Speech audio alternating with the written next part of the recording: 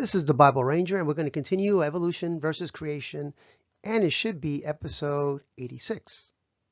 All right, so where did Cain get his wife? And we're going to talk about where do we get all these different races. So where did Cain get his wife? Now, this question can be difficult if you're not ready for it. Now, don't forget, this isn't very detailed in the Bible, and the Bible wasn't made just to be read like a regular book. You have to really put your heart and your soul into it. And the Bible says, if you seek me, then you shall find me.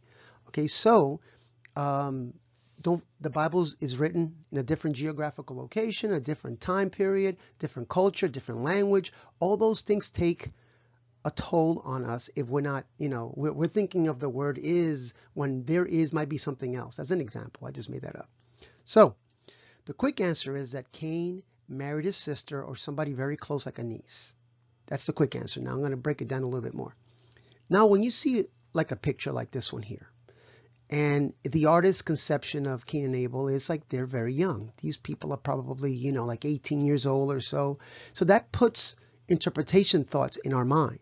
Okay, but in Genesis 4:3, when they are talking about Cain and Abel and they're ready to give to the Lord a lamb and Cain would be giving their vegetables from his work, his hard work.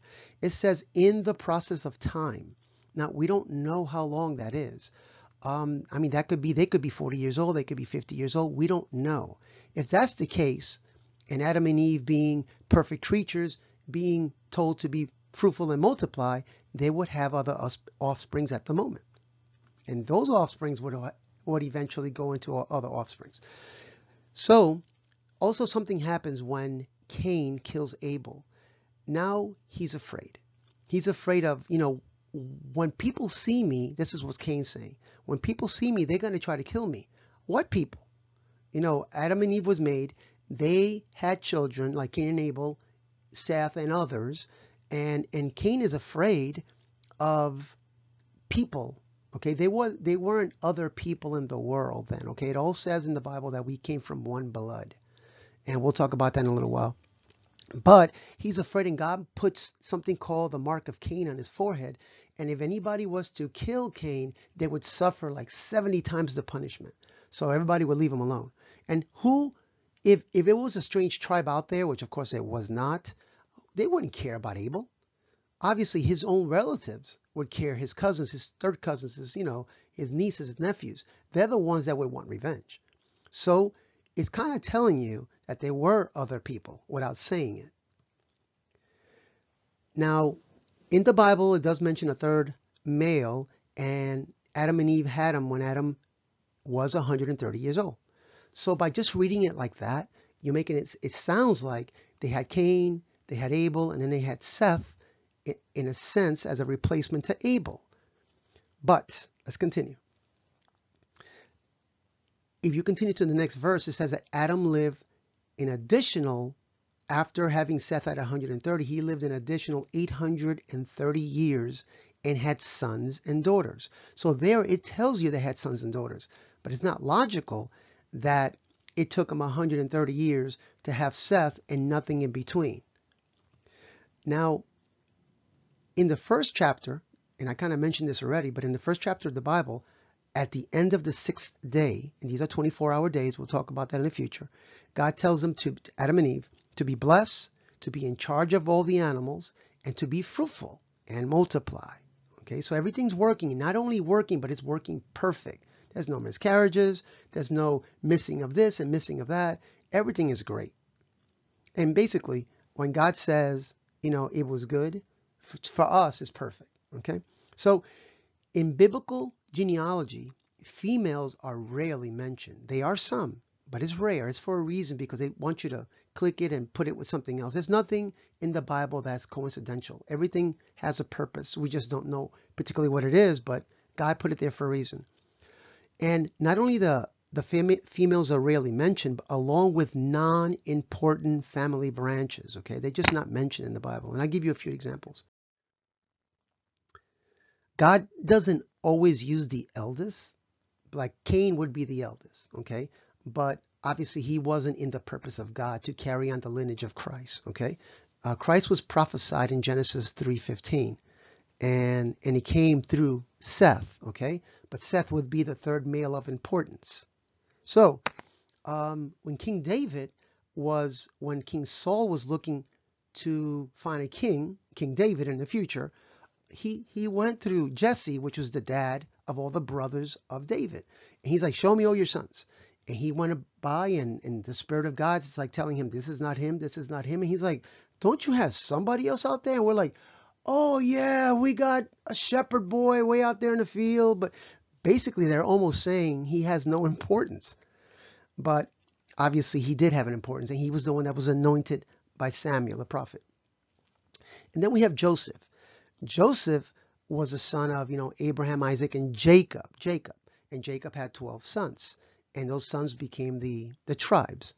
Now, Joseph was the 11th, but God used him to save the nation of Israel and bring them to Egypt.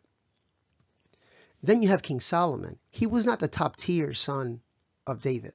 I mean, not only did he come from the lady that he had an affair with, was Bathsheba, he was like, I don't know, third, fourth, maybe in the lineage. And something happened to the other sons where he became the king. So I'm just showing you that just because you're the eldest or the ones of importance are the ones that are mentioned, is what I'm trying to say. Okay, also, we have things called genetic defects. Okay, in Genesis 1:31, and I talked about this earlier, it says that God saw that he made everything perfect on the sixth day, and everything was very good. For us, that's perfect, and that would be genetically perfect, everything. There's no mistakes, nothing. So when you marry your sister or your niece or something like that, there would be no genetic defects. There'll be no abnormalities in birth, because everything's perfect. Remember those old copiers? We used to copy a piece of paper, and the second or the third piece of paper would have a dot on it, and then you make the 10th copy and it would have like 50 dots on it, and then and the more you used it, the uglier it got. That's what happens to us as we keep producing kids. We keep having defects. That's why you have to marry somebody outside of your immediate family. That way you have different defects. And different defects, they cancel each other out. All right, so it took 2,500 years from creation for God to actually come up with a law and say, that's it. There will be no more marrying of anybody closer than your second cousin. So there was a law, but it was after that period, 2,500 years after creation. Now, we all have genetic imperfections, all right? But the closer we get to creation, there was less imperfections. Oh, of course, they were perfect. Now, Abraham married his half-sister. So this would be, and I'm guessing, something like 1,900 years, 2,000 years after the creation. And he's still marrying his half-sister.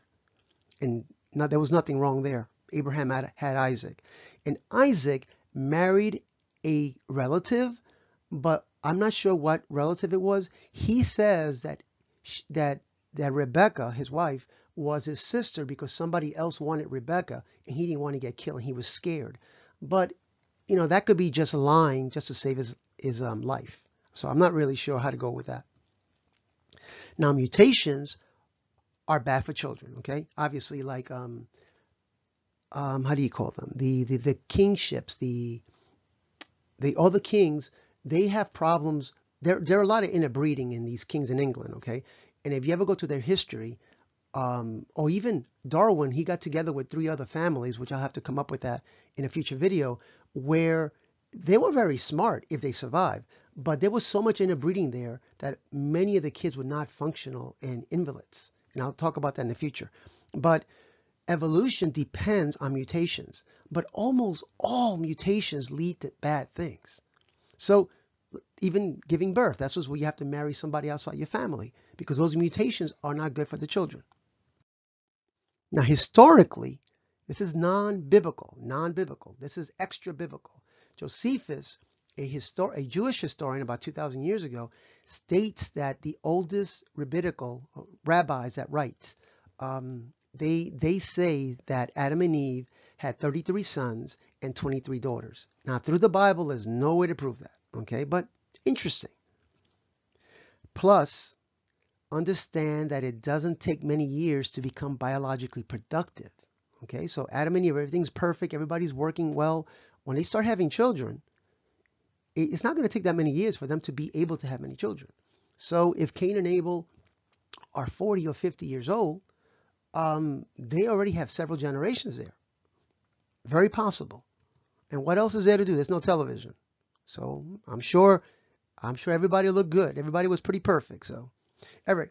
So in the process of time, going back to that, and if you can think that you can get that picture out of your mind that Cain and Abel are not 18 years old and they're just not kids. Okay, if they were just mature men because of this, why would God put in there in the process of time?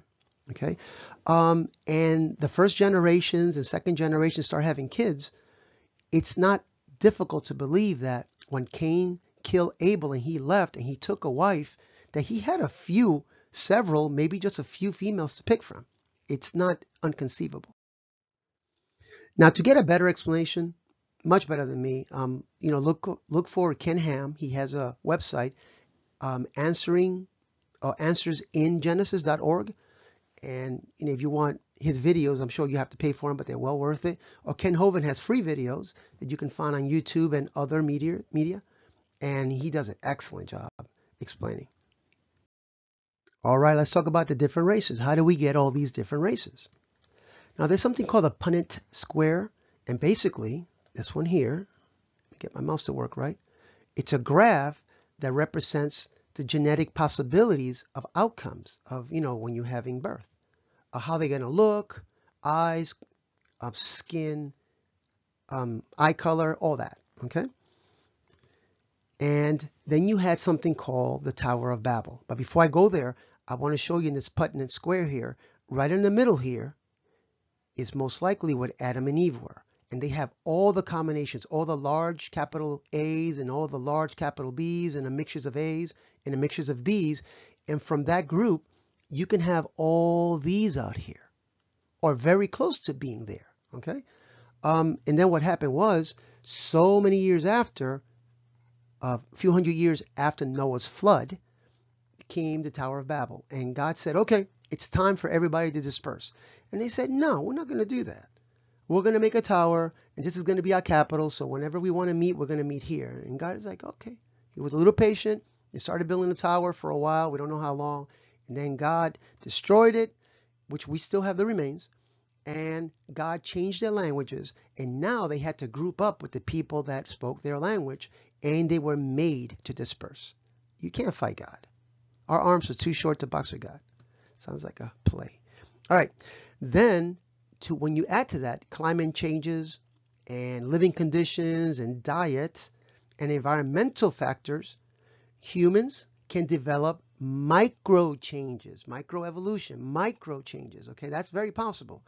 And you get all these different types of humans, but it's not, they're all humans. Everybody can reproduce with everybody. But there are differences. Okay.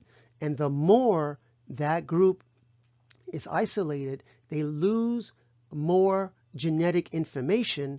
And this group here, the totally black one here, it's difficult for them to produce super white people here, okay? And vice versa. So the more you're isolated, the further and more difficult it is to jump this genetic chart here. But the ones in the middle can do it. Okay, so we came from one blood. And the Bible is very clear on that. That's in Acts 17:26. And the reason it says that is because when Adam and Eve were perfect, and then they sinned, they passed down sin and death to all of us. And then there was a redemption, which we'll talk about that in a second. And I talked about that Punnett chart where, through time, those middle squares can produce the outside squares. But sometimes you get genetic differences on one birth. And apparently these twin girls here, they said they were the first ones, but, I guess recorded. But if you notice, they're twins, and one of them looks kind of white and the other one looks kind of dark, okay? Kind of a black-white combination, and this is them as young ladies, okay? Now this one is a couple that is, black and white. It's probably what happened with the young ladies here too. But you can see the fathers and you can see the mothers here, And then you have these two girls, twins. And I guess down here are their names, so you can check it out. And these two here are the twin boys. And you can see they look genetically different or physically different. But genetically, they have the different makeups. Okay, it'd be interesting what kind of kids they would have. But there you go. Very possible. All right, we have a bonus slide.